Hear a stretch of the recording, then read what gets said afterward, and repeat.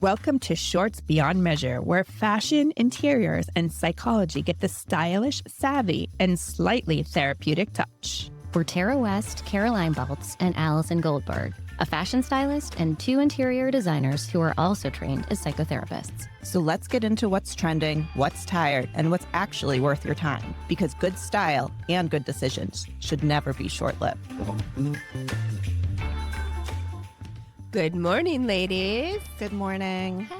It's a rough one for me. I have allergies so bad, so bad. And I also partied in Wisconsin all weekend. With the frat boys. Sure, it's allergies. I was right in there. But today I wanted to start with a few etiquette pieces because actually producer Dave started off as we came in talking about an etiquette question. You want to go, Dave? Oh, yeah, sure. So in the green room at Pod 617 Studios, I have Nice plug. Thank you. Go to pod617.com. So there's a coffee machine out there. There's some water. There's some like juice or whatever. And I put out some granola bars or protein bars happens to be what they are, an assortment. And the guy came in last week and he said, "Oh, you got snacks?" I go, "Yeah, please help yourself." So he reached for like 2 of these big protein bars. Like these are like, it's not about money per se, but these cost like $3.75 each or something, right? Well, they sound substantially big too. They're not like a tiny one you buy at the airport. What kind were they? Good question. I don't know. They're not a sponsor of the show. I can check later. But they weren't Cliff Bars. They're more substantial than that. Anyway, he takes 2 of them. He just grabs 2 of them. And then he comes in and starts to do his podcast. And 2? Do you need 2? And did he eat one? Like he's that's 2 for later? I think I saw him eat the first one, and then I kind of forgot about it. So I don't know. But 2 right off the bat. Right. I mean, I think bold. some That people is see bold. free equals, there's no sign that says I'm only allowed to take 1. That's greedy. So a little much. A little much, I Dave, think. People love free. Don't you know It's that? true, People yeah. love free. Well, I always take the water that Dave puts out because I like to keep it in my car. So That's are you okay. going to talk to me No. about me on your next podcast? How many do you take? I just take 1, but I love a free water. Like anywhere I go, I'm like, yep, I'll take the water. It'd be funny if I were just sitting back going, I hope Allison takes the water. I put it out just for her. Oh, she took it. I'm going to take 2 today just to piss you off. Okay, but that's so like intimate, right? Like you're looking at him, he's looking at you. The basket's right there. Like I'm trying to think of broadening this to like a car dealership, right? Like when you're waiting for your car to get fixed or something, and they have like a cappuccino machine and like some little Doritos, or I don't know, like. Or even when you guys do open houses, don't you sometimes have a spread, or it's like When you're we not work going to with real go in estate and like agents. start putting stuff in your purse for later. I mean, I would. Allison would. Especially at a car dealership, I feel like it's owed to me. Well, I feel like it's owed to me, and it's more anonymity. It's not Right. like there's somebody that you have a relationship with that's watching what you're doing in that kitchen, right? Like, Dave, why were you watching? You're so creepy. See me after class, Allison, as usual. I love that you Yeah. asked that question, though, because I think we probably have all been faced with a situation like that where, somebody goes above and beyond what they're supposed to, etiquette-wise. So I have a question, etiquette-wise. Now we all have cell phones, so I feel like people feel like they can cancel more readily. Like, I'll just be able to be like, I'm running 5 minutes late or 10 minutes late or whatever. What's the etiquette? Because I always felt like if I'm running late, I have a 10-minute window before I have to text you that I'm like running late. Like there's like a give. If I'm a few minutes early or 4 minutes late, I feel like you got 10 minutes to then be like, come late. No, I feel like the moment you're late, you should be like, I'm 10 minutes out, so sorry. Once you're past being like once you're if you're supposed to be at 10:15 and it's 10:15, then you text. No, you're saying the opposite. You're saying what? I don't really know what I'm saying. Okay. It's a little early. But Caroline's I know what you're saying. Caroline's saying she doesn't have to text at all. I know what you're saying. Okay, let's parson this out because I can get into your brain. You're saying that if you know you're going to be 10 minutes late, as soon as you know that you're going to be that amount of late, you have to text. Yes. I'm with you. I totally agree with that.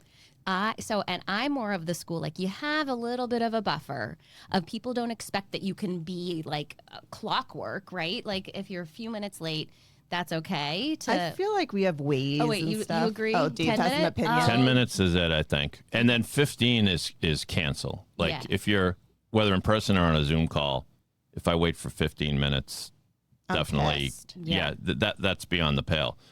But I think 10. Some people would say 5. Like if you're 5 minutes late, you don't have to text. I mean, if you want to be super, You want to be respectful. yeah, well, Yeah, I usually do. I do. Well, But now we know a lot about Dave and no, Caroline. I'll try to do it, but I'm just saying. And at the end of the day, I think 10 minutes is fair. It's like you have lunch at 12:30. Somebody shows up at 12:38, and then they say, "Oh, you know what? I'm sorry, I'm a little late." I would have already texted. Yeah, same. All right. You know, but I grew up in a place in my family, as crazy it was, you could not be late. Late Really? was bad. Oh, Even in shit. You would be, you have no idea. You're feel like always there's late in LA. There's No. time warp in LA. You People guys are have like, no idea. Like I'm always early. Not today, but usually I'm always early because I was raised like that. Now my kids are like that. Yeah. They're like hounding me to get there before the time. But I would, like my grandparents, if they were always ate at the same restaurant all the time, and if I was 2 minutes late, they would be furious at me. really? I was would not raised to be expect that. like very on time. You're always right on time, but not early. That's rude too. Can't show up early. But I feel like 99% of the Wait, time. let's I'm on talk time. about that because I have the same pet peeve. If Yeah. I'm having somebody to my house for like a cup of coffee or something, Right. I do not want you showing up 10 minutes early. No. Those last 10 minutes are vital to the last few things. You're shaking your head. Your agreement. See, Absolutely. There's some potty code today, Dave. Absolutely. Yeah. I mean, even you guys know this. I love that you guys in the studio here, when you come to do your show, you're usually like 2 or 3 minutes early. But that's it, though. I don't feel like last week I had someone come in like 25 minutes early. And To I'm do like, what? well, they're going to appear on a show, and they wanted to make sure they weren't late. So I understand. But I'll wait in my car. Like I got here at Yeah. 9:15 and I waited till Yeah, 9:25 that's a good to move. come in. But when I go to clients' house, like sometimes I get there early because I don't know how much traffic there's gonna be. I'm sure you guys have this experience, and I never go early. And in fact, if I'm only 5 minutes early, I still maybe text and say, "Hey, I'm 5 minutes early. Are you ready?" But I would never impose on them early because they're not ready yet. You Yes. have to prepare yourself. You don't know what they're doing inside. Yeah, those last few minutes are like putting things away or like I don't know. That's so nice that you clean up for your guests. I'm like, welcome to my shithole. Well, let's get into what we're going to talk about since we left with shithole. Are we talking about hoarding? Yes. All right. we're talking You about brought us hoarding right into today. it. Oh, Yes, you know, yes. that's my goal in life. She has clutter all over the place in her house. No, your No. house is always clean. Thank you. So there's this cognitive behavioral model of hoarding. It's a disorder. It's really, there's been TV shows on it. It's a profoundly sad disorder. I love those shows. You do? Yeah.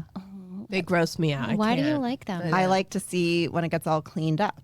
Oh, yes. Yeah. Well, I like that's- to see the It's in your transformation. bones. Yeah. I have that feeling too. But all the lead up and how sad they are and like their trauma and like all of that, I just am like, oh my God, this is so sad and depressing. When we were looking for our house, this is like 19 years ago in Brookline, we would go to, see houses, and, all you want is a house in Brookline. It's like your dream. And you'd walk into these beautiful homes, and some people were serious hoarders, and I'd be like so mad. Yeah. Well, I feel a lot of like the older homes in Brookline because you've lived there for so long. It's hard to throw stuff out.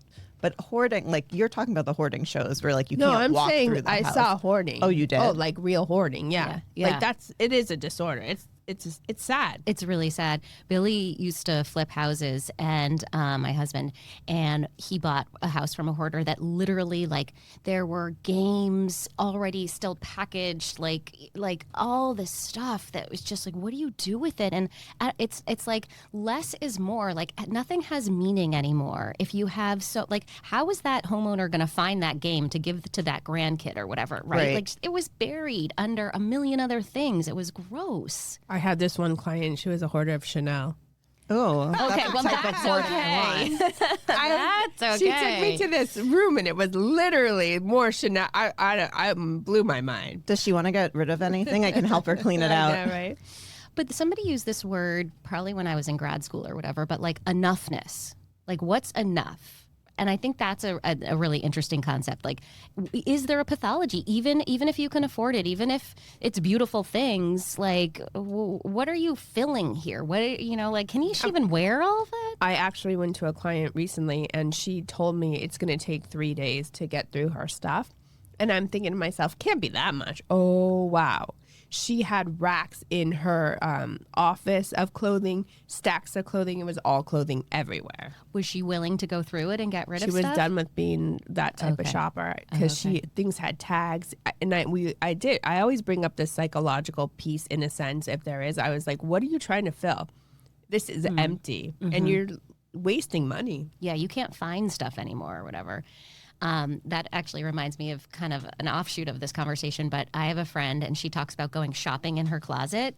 Like when you say you have a gala or a dinner coming up or something and you're like, I want something new. Like if you go into your closet, what she does is she closes her eyes, she goes, she pulls something off and she's like, what else could I wear with this? Like, and just to make it randomized, like if I found this in, at Saks today, would I be like, oh, wow, that's great. I'm going to pair it with a pair of jeans instead of the same skirt that I always wear it with or whatever. Yeah, I mean, you should always shop your closet. I bet you could shop your closet. I can shop my closet, but I choose to order new clothes. Most people do. But Tara, I was just watching your stories on Instagram, and you've just posted about like investing in the staple pieces that will go with you for years. So that's a good way, like a good little trick of how to like not hoard and not keep buying, but invest in those staple Right, because the pieces. video I posted was from 4 years ago. Oh, interesting. And I was like, I wonder if I could could put tell this by out there. the fit of the pants. The fit of the pants, but people would still. kidding. Oh, really? Because people were like, "I love those pants." just kidding. So, but I'm glad you said that because I was like, I'm going to put it out there and just see if somebody says, "Oh, this doesn't look current," or whatever. But I'm sorry, I can't talk that much. But with my clients, I do try to have them lean towards getting investment pieces and then filling in the other stuff. You spend your money wisely. Yeah, I think that makes sense. And we would say the same thing for an interior, like Right. the comfy couch that you're going to sit in and snuggle and make sure that you don't feel like it's not down wrapped cushions that you can sink into. And, like you feel that. Like I actually have some outdoor furniture, like a sectional that I didn't spend a ton of money on and I should have splurged more because they're foamy and I can get the cushions redone, but they're foamy. And every time I sit, it's just like, wonk. Yeah. And you're just like, it sends in a visceral sensory response to, are you held? Are you cozy? Are you loved? Are you whatever? And it's like, bonk. Okay. You're like, all right, I'm getting up. Yeah. It's new cushion time. New cushion time. Gotta do the replacement. Well, Tara's done. Tara's done. Tara's I trying might to not. wrap it up. I might be Wrapping done. this Well, up. I don't know. This might be my last podcast today because it's hard to talk. Yeah. Yeah, no, you I'm should so not sorry, but strain your it's vocal cords. no, it's not that. It's I feel like I want to cough every second. Dave, you could cut all this out. By the way, Leave it. It's funny. it's so funny. I love watching Tara struggle. Anyways, let's wrap this up, and then I think I'm done. You guys can finish the last two. Okay. Is that okay? Yeah. Yeah. Okay. All right. So how should we end this? What did you just say? so Time for new Tara questions. gave too many blowjobs this weekend. She's out. Too many blowjob shots this weekend. Oh, yes. Oh, I wasn't talking about shots. What's the etiquette for how to end a podcast? Right. It's a wrap. All right. So let's say, what did you just said, Non? We need new cushions. New cushion time. Okay. All right, ladies. Tara is not 100%. So my etiquette is going to be that I love you all so much, but I can't do podcasts today. So these two ladies are going to take over the next two. Can you guys handle it? I don't know, but I can make it inappropriate. You can totally handle it. And I thank you and I'm sorry, but I got to go. Don't apologize. All Feel right. better, Tara. Okay. Bye. Bye.